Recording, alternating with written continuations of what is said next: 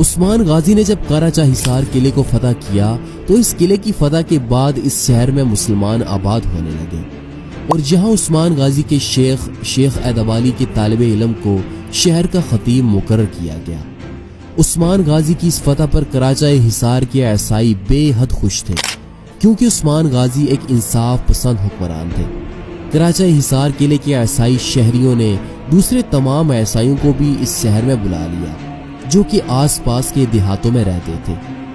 یوں عثمان غازی کی شہرت بازنطینی سرحد میں موجود ان قلعوں میں بھی ہونے لگی کہ ترکوں کا یہ حکمران بڑا ہی انصاف پسند اور عادل ہے، کیونکہ عثمان غازی ملک کی ترقی، انصاف اور عوام کے حقوق کے تحفظ کے لیے دن رات ایک کیے ہوئے تھے۔ عثمان غازی کی رعایا چاہے وہ مسلمان ہو یا پھر غیر مسلم، عثمان غازی کے لیے وہ دونوں برابر تھے۔ اسی وجہ سے شہری خوش تھے، راستے محفوظ تھے اور لوگ آرام کی زندگی گزار رہے تھے، جبکہ تاجر بغیر کسی خوف کے ایک شہر سے دوسرے شہر میں تجارت کر رہے تھے۔ قراچہ حصار قلعے کی فتح کے بعد عثمان غازی نے تراکلی اور گوینک شہر میں اپنی فوجیں روانہ کی، جنہوں نے تراکلی اور گوینک شہروں میں قبضہ کر کے اسے قیوں کی ملکیت میں شامل کر لیا۔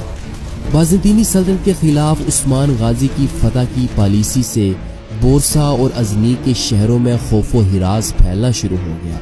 عثمان غازی کی فوجیں تراکلی اور گوینک شہر سے پائے تخت سوغوت واپس آ گئی تھی، لیکن اس کے بعد عثمان غازی نے کوئی مزید فتح نہ کی اور انہوں نے اگلے 7 سال تک بازنطینی سلطنت پر حملہ نہ کیا، اور اس علاقے کے جاگیرداروں اور عیسائی ٹیکفروں کے ساتھ انہوں نے دوستانہ تعلقات قائم کیے۔ ادھر الخانی سلطنت کے پائے تخت تبریز میں 1295 عیسوی میں غازان خان نے الخانی سلطنت کا تخت سنبھال لیا۔ غازان خان منگول، چینی، عربی، فارسی، تبتی اور ترک زبان بڑی اچھی طرح سے جانتا تھا۔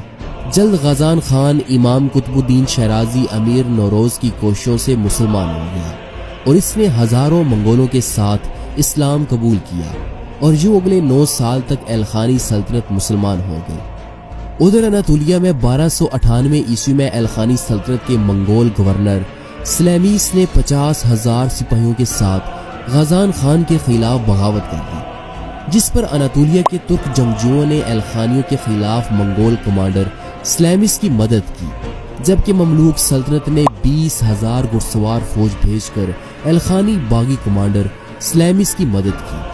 غازان خان نے اس بغاوت کو کچلنے کے لیے اپنے ایک کمانڈر قتلق شاہ کو روانہ کیا۔ کہا جاتا ہے کہ اس بغاوت کے دوران سلجوقی سلطان علاؤ الدین ٹیکوباد سوم تخت چھوڑ کر فرار ہو گئے۔